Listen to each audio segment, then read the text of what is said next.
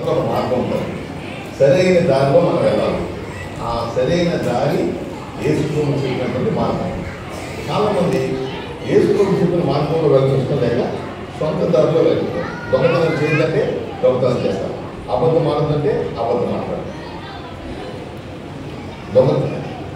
ఇతరులు ప్రేమించాలంటే అందరినీ ద్వేషిస్తారు. ఇతరులు కొట్టద్దంటే ఇక్కడ అల్లరి చేయొద్దని మీ టీచర్స్ చెప్తుంటే మీరు అల్లరి చేస్తున్నారు. ఇట్లా దేవుని మార్గాన్ని విడిచి సొంత మార్గంలో వెళ్తే మీరు చనిపోయినా కానీ యేసుప్రభువు వచ్చినా కానీ అప్పుడు మీరు ఎక్కడ పోతారంటే నరకానికి పోతారు. సో నరకానికి వెళ్ళే దాన్ని యేసుప్రభువు చెప్పిన మార్గం వైపు అందించుకోండి.